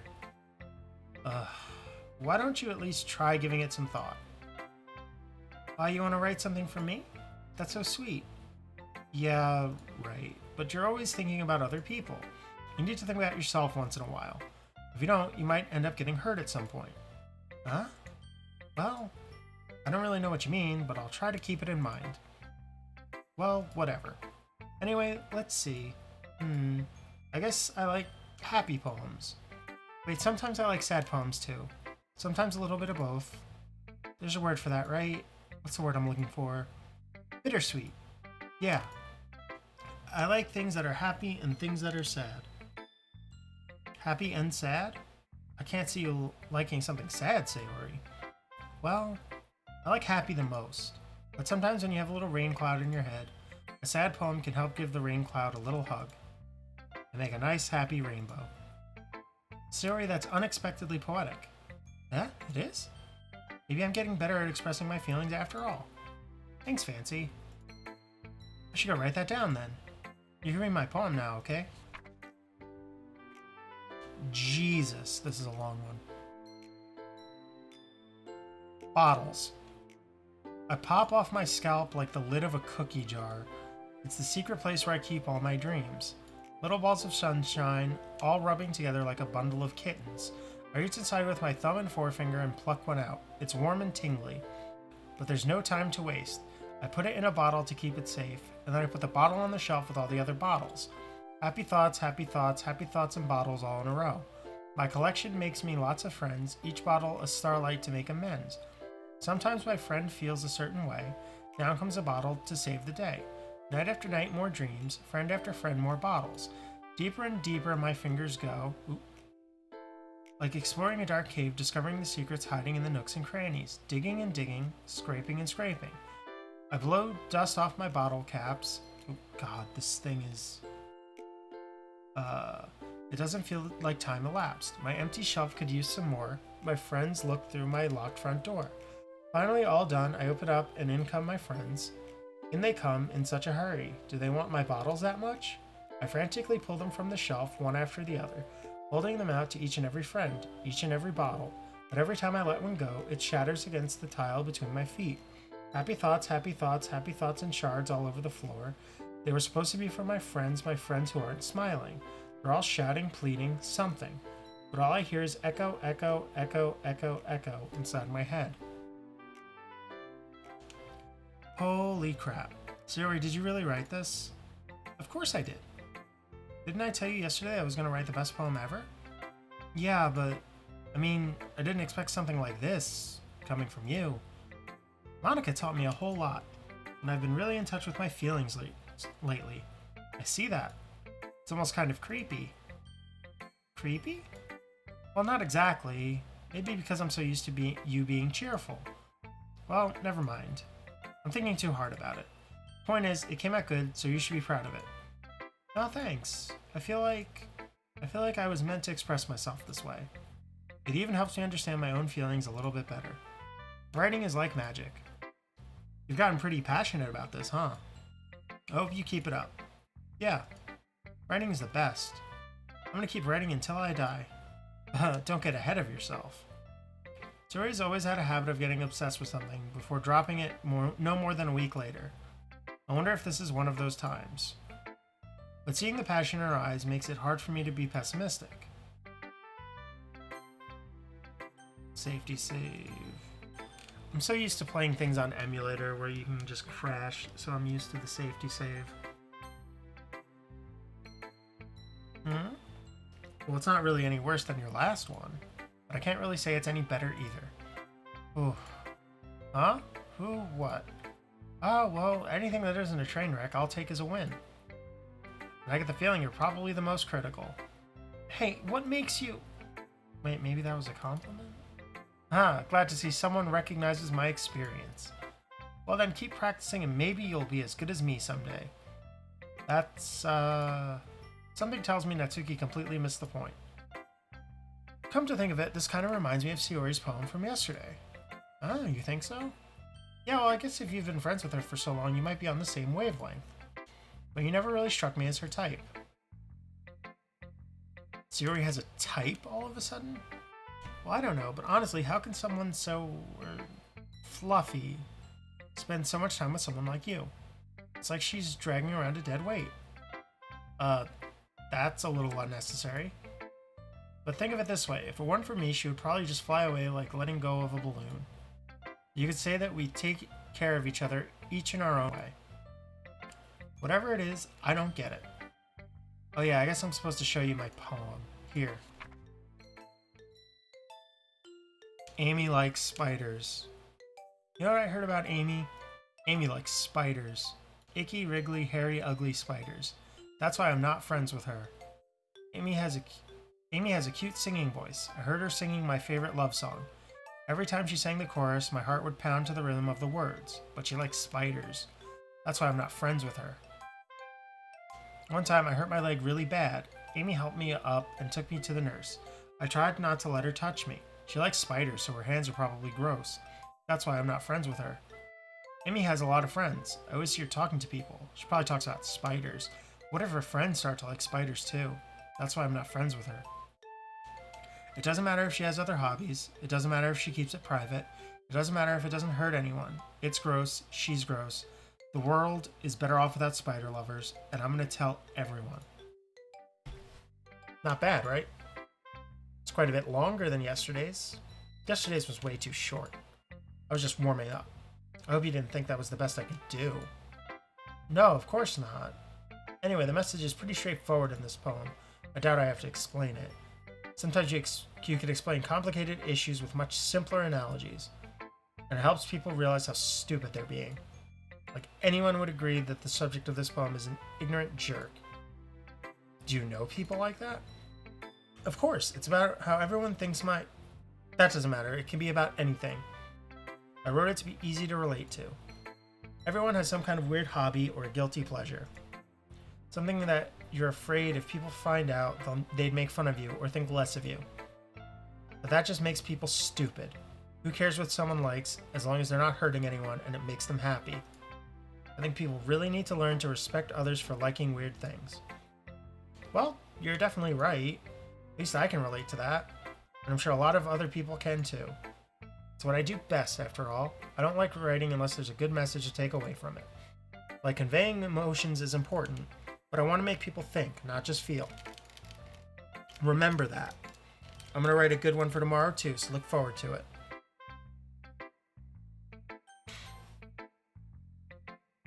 Hi again, Fancy.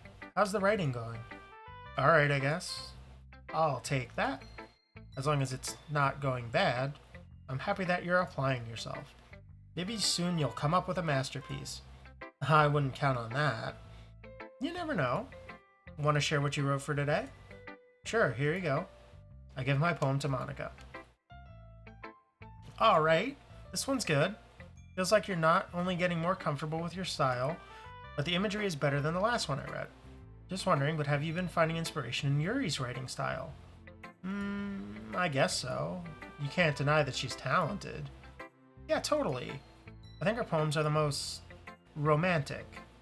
That's the best way to describe it. She's like a totally different person when she picks up a pen. I noticed that too. Or when she's talking about literature, it's like a light turns on inside her. Sadly, it's hard to get much personal conversation out of her. Trust me, I've tried. Who knows what goes on in that head of hers? I hope you don't mean that in a bad way. Looster, thank you for following.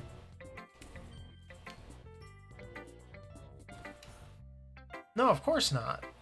I just meant that I wish she didn't keep so much to herself. But still, defending her like that, you must be pretty into her. You completely misunderstood. Calm down, I'm kidding. Besides, I'm pretty sure she's already got a boyfriend. Looster, my score hero name was Manfred von Karma. I've been through like a bunch of different usernames since, but yeah, I know you. We've been following each other on Twitter for like a decade at this point, I think.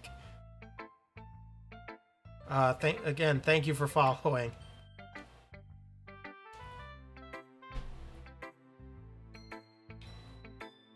Yeah, a fictional one anyway. Monica kind of whispers that last part to me. It's just a hunch, but, well, there's not really anything wrong with that. Oh, well, I know, but I was just saying.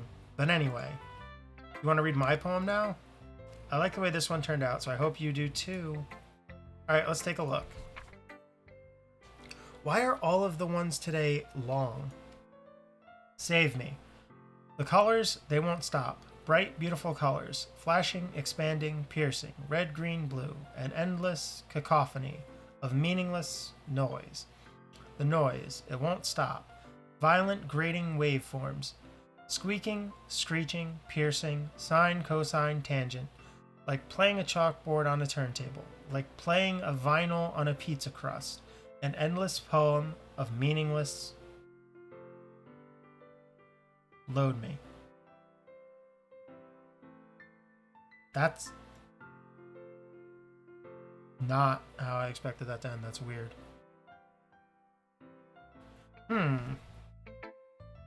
It's even more abstract than your last one, huh? I guess it's just the way that I write. Sorry if you don't like it. No, I never said that. It's just a kind of thing I've never really seen before, I guess. I kind of like playing with my space on the paper. Choosing where and how to space your words can totally change the mood of the poem. It's almost like magic. The way I wrote the lines really short makes it feel like they're trying to speak over the noise. I see. It's still hard for me to tell what it's about, though. Sometimes asking what a poem about isn't the right question. A poem can be as abstract as a physical expression of a feeling, or a conversation with the reader. So putting it that way, not every poem is about something. Anyway, here's Monica's writing tip of the day. Sometimes you'll find yourself facing a difficult decision. When that happens, don't forget to save your game. You'll never know when you might change your mind, or when something unexpected may happen. Wait, is this tip even about writing? What am I even talking about? That's my advice for today. Thanks for listening. Well, that just seems like an obvious, like, hey, save the game right now, dum-dum. The Selvian, thank you for following. Why is my save on page 6?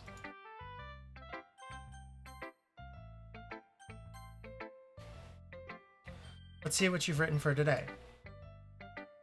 Yuri stares at the poem with a surprised expression on her face. Do you like it? Fancy.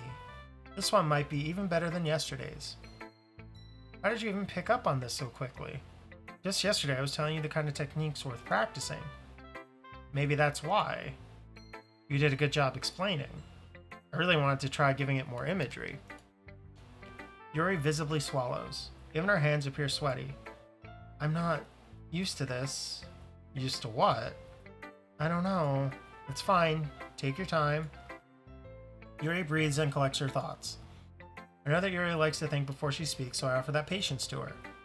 Yeah, just being appreciated like this, I guess. Probably sounds really stupid, but seeing someone motivated by my writing just makes me really happy. Are you saying you've never shared your writing before? Yuri nods. Really? I don't believe it. I really only write for myself. And besides, people would just laugh at me. Do you really think that? Again, Yuri nods. Huh.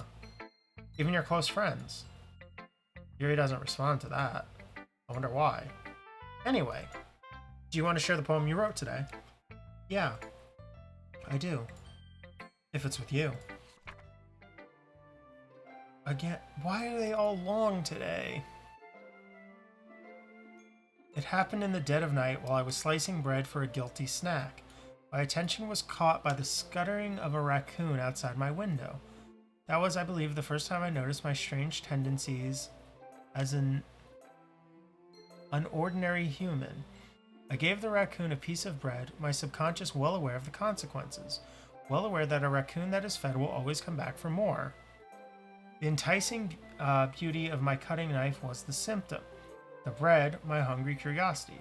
The raccoon, an urge. The moon increments its phase and reflects that much more light off of my cutting knife. The very same light that glistens in the eyes of my raccoon friend. I slice the bread, fresh and soft. The raccoon becomes excited. Or perhaps I'm merely projecting my emotions onto the newly satisfied animal. The raccoon has taken to following me. You could say that we've gotten quite used to each other. The raccoon becomes hungry more and more frequently, so my bread is always handy.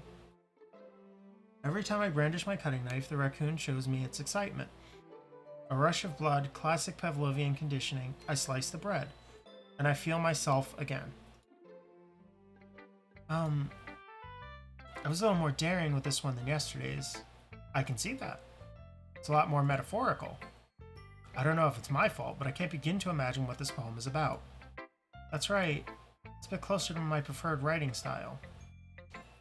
Using the poem as a canvas to express vivid imagery and conveying emotions through them. Yeah, if I take it at face value, then I can't even figure out what it's supposed to mean. Well, I think it's something that different people can relate to in their own way. I want to express the way it feels for me to indulge in my more unusual hobbies. It's these sorts of things that I'm usually forced to keep to myself. So I sometimes enjoy writing about them. Huh, that's funny. Didn't Natsuki also write something about that? About someone being ridiculed for a strange interest? Huh? She did? Yeah. She was talking about how it doesn't matter what you're into as long as you're not hurting anybody. She's right. I mean, does she really feel that way? Yeah.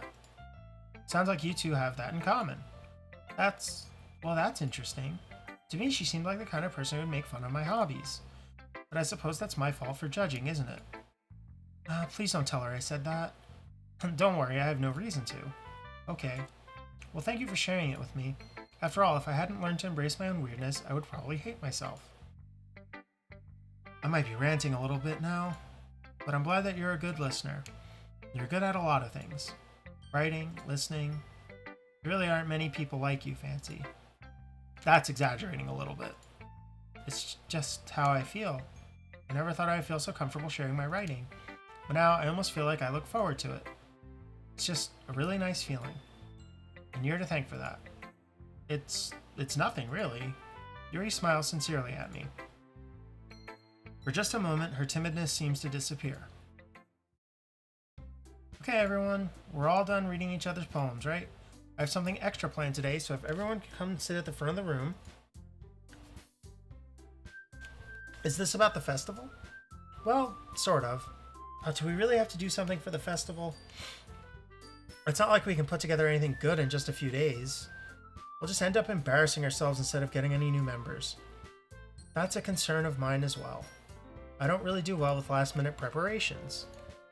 Don't worry so much. We're going to keep it simple, okay? We won't need much more than a few decorations. Sayori's been working on posters, and I've designed some pamphlets we can give out during the event. Okay, that's great and all, but that doesn't tell us what we're actually going to be doing for the event. Oh, sorry, I thought you heard about it already. We're going to be performing. Performing? But, Monica... Yeah, we're going to be having a poetry performance. Each of us are going to choose a poem to recite during the event. But the cool part is, we're also going to let anyone else come up and recite poems too. Sayori's putting it all on the posters in case anyone wants to prepare ahead of time. Sayori, who's been coloring a poster, holds it up for us to see. Are you kidding me, Monica? You didn't already start putting those posters up, did you?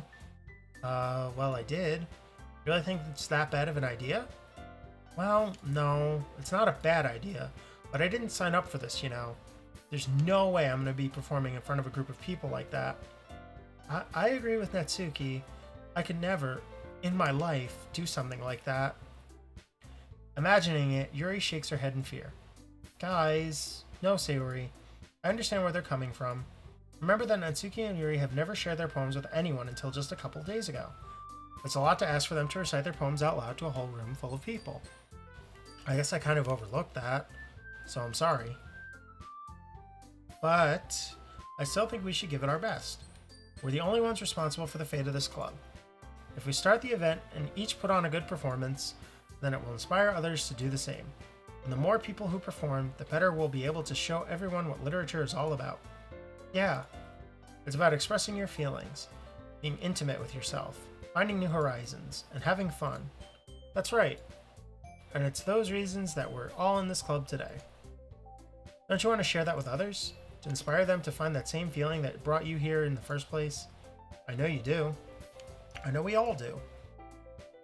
And if all it takes is standing in front of the room for 2 minutes and reciting a poem, then I know you can do it. Natsuki and Yuri remain silent. Sayori looks worried. I guess that leaves me no choice. I agree. I don't think it's too much to ask. I think that Sayori and Monica have been trying really hard to get new members. The least we can do is help them out a little bit. Oh, maybe, but... It looks like Natsuki doesn't have any arguments left. Okay, fine. I guess I'll just have to get it over with. Alright. Thanks, Natsuki. What about you, Yuri? Yuri dejectedly glances around at everyone else's expectant faces. I guess I don't really have a choice. That's everyone. You're the best, Yuri. This club is seriously going to be the death of me. Oh gosh, you'll be fine, Yuri. But anyway, let's move on to the main event. I want each of you to choose a poem of yours. We're going to practice reciting them in front of each other. No way! Monica, this is too sudden. Well, if you can't recite your poem in front of the club, how do you expect to do it in front of strangers? Oh no. Don't worry. I'll start off to help everyone feel a little more comfortable. Can I go next? Of course. Now let's see. Monica flips through her notebook to the specific poem she has in mind for herself. She then stands behind the podium. The title of this poem is The Way They Fly. Monica begins reciting her poem. Her clear, confident voice fills the room. More than that, her inflection is pristine. She knows exactly how to apply the emotion behind each line she recites, bringing the words to life. Is this something she's done before, or is she simply a natural? I glance around me. Everyone has their eyes on Monica. Sayori looks amazed. Yuri has an intense expression on her face that I don't understand. Finally, Monica finishes the recitation. The four of us applaud. Monica takes a breath and smiles. That was good, Monica. Thank you very much. I was just hoping to set a good example. Are you ready to go next, Sayori? I'll go next. Well, Yuri's fired up all of a sudden. Yuri clutches a sheet of paper between her hands and stands up. Keeping her head down, she walks quickly over to the podium. This poem is called... Yuri anxiously glances at each of us. You can do it, Yuri. It's called After Image of a Crimson Eye. Yuri's voice shakes as she starts reading the poem. Just a moment ago, she practically refused to do this. Why is she suddenly putting in so much effort? As Yuri gets past the first couple lines, her voice changes. It's almost like what happens when Yuri gets absorbed into her books. Her quivering words transform into the sharp syllables of a fierce and confident woman. The poem is full of twists and turns in its structure that she enunciates with perfect timing. This must be a rare glimpse into the whirling fire Yuri keeps concealed inside her head. Suddenly, she's finished. Everyone is stunned.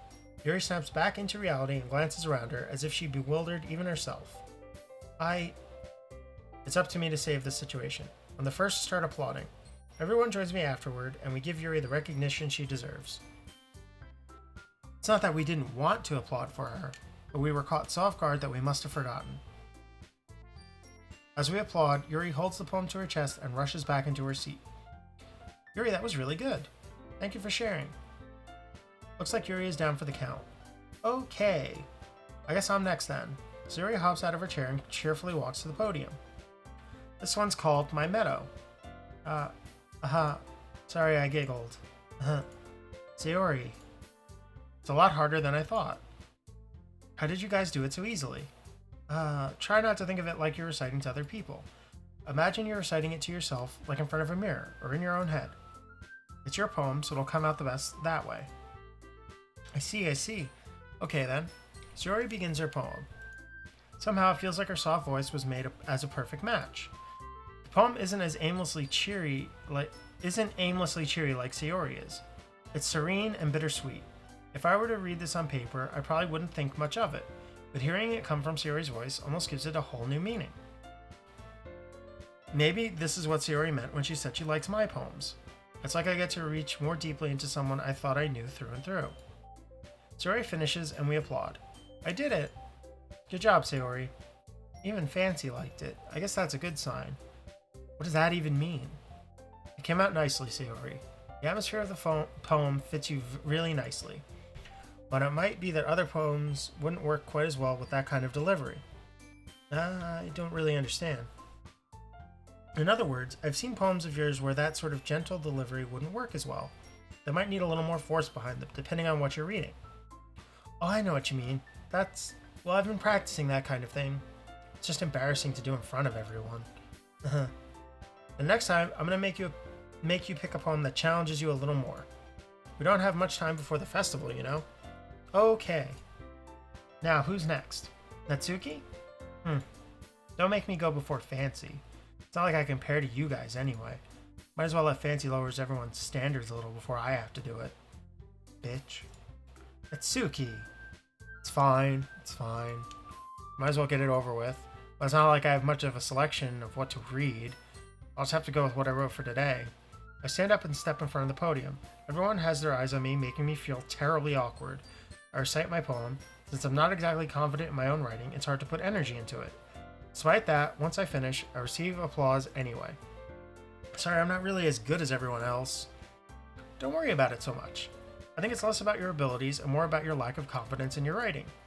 That's something that'll improve over time, though. Yeah, maybe. Alright then. That just leaves you, Natsuki. Yeah. I'm going. Natsuki begrudgingly gets out of her seat and makes her way to the podium. The poem is called... Why are you all looking at me? Because you're presenting? Anyway, the poem is called Jump. Natsuki takes a breath. Once she starts reading a poem, her sour attitude disappears a little. While she's still a little unenthused, her poem has a rhythm and rhyme to it. It's Natsuki's trademark style and works surprisingly well when spoken aloud. The words feel like they bounce up and down, as if giving life to the poem. Natsuki finishes and everyone applauds. She huffs back to her seat. That wasn't so bad, was it? Easy for you to say. You better not make me do that again. Well, do you at least feel prepared enough to recite a poem in front of other people? I mean, doing it in front of other people will be way easier. I can put on whatever face I want for other people. When it's just my friends, it's just embarrassing. That's a surprise, Natsuki. I think it would be the other way around for me. Well, that's just how it is, so... Well, I guess in that case, you won't have much to worry about for the festival. That said, I want to thank everyone for coming through. Might be hard, but I hope that you all have an idea of what it's like now. Make sure you pick a poem and get enough practice before the festival, okay? I'll be making pamphlets, so let me know ahead of time what you'll be reciting. Jeez. I should probably find some other poem to recite instead. That's fine, too. It doesn't have to be your own. I'm already pleasantly surprised that you're putting in all this effort for the club. Makes me really happy. Yeah, no problem. Okay, everyone. I think that's about it for today. I know the festival is coming up, but let's try to write poems for tomorrow as well. It's been working out really nicely so far, so I'd like to continue that. As for the festival, we'll finish planning tomorrow, and then we'll have the weekend to prepare. Monday's the big day. I can't wait. I can do this. I can do this. Alright. I stand up. There's no way I'll be able to find the same enthusiasm as Sayori and Monica, but I'll do my best to get through it. If it's for the sake of the club and impressing Monica, then I'll have to do my best. Ready to go, Sayori? Yep. Look at you two, always going home together like that. It's kind of adorable, isn't it? Jeez, guys. Don't make it such a big deal out of it. Must be a little nice, though. Well, how am I supposed to respond to that? It's okay, Fancy, you don't have to say it. Whatever, let's go already. I walk home with Sayori once more. Even though it's only been a few days, a lot of things have already changed. But today Sayori is being a little quieter than usual on the way home. Hey Sayori. Sorry, I was spacing out. Ah, no wonder. I was thinking about something from earlier. I like how we get to... Sayori fumbles with her words. So let's just say that one day, Yuri asks to walk home with you. Huh? What would you do? What kind of question is that? You're kind of putting me on the spot here. Well...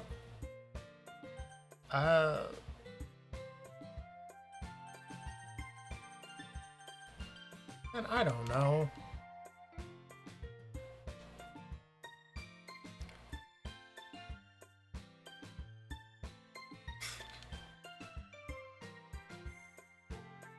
See, what plays into this for me? Don't I live like right next to Sayori? Where the hell does Yuri live? Like, do I have to then like walk her home and then walk immediately like a long distance to my place? I don't know. I know what the game wants me to say. The game probably wants me to say I'd walk home with Yuri. Walking home with Yuri, huh? Why does the thought of that make my heart pound? I mean, given how hard it is for her to socialize, I would feel awful turning her down, so... Isn't she so beautiful and smart? That has nothing to do with what I just said. Aha, you admitted it. Jeez. There's not even any point in speculating something that's never going to happen. Well, maybe. But I just like to think about it. It's not long before you won't need me anymore, you know? Need you? Sayori, I can't figure out how you're seeing things in your head right now. Sorry. Everyone is different. Nobody in the club is a replacement for you. If you say so. Conversation trails off and I'm feeling awkward. But it was kind of her fault for trapping me with such a weird question. I can't just lie to her. But if there's something that makes her happy, I would hate to take that away from her. That's why I said there's no point in speculating. Then again, the festival is only a few days away. Who knows what will happen in that time?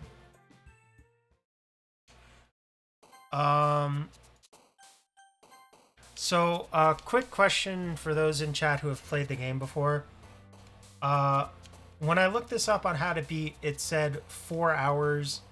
I'm assuming that is not counting reading it aloud, which is slowing it down. So I just want to know roughly when a good stopping point is. Like, is this a good stopping point? Or should I play another day? Like, vaguely. This is a pretty good stopping point. Alright, that's fair. I don't know. See, because that's the thing. Like, if the game is supposed to be about 4 hours, and I've done roughly half of it, I don't know that, like, yeah. I don't know that I want to... Like, I'm having fun with it, but at the same time, it's also exhausting to keep reading it aloud.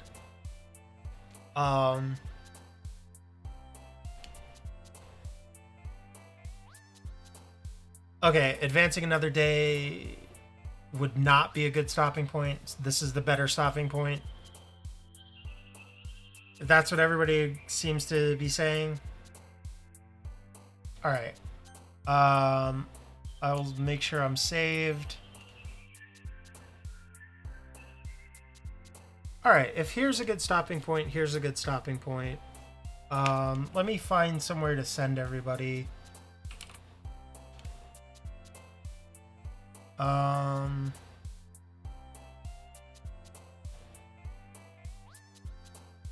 don't know, let me see.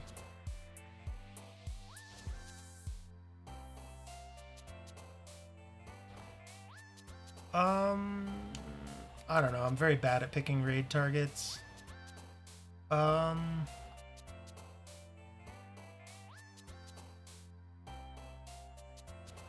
Let's send you... I'm gonna send everybody to Kizaron, I think.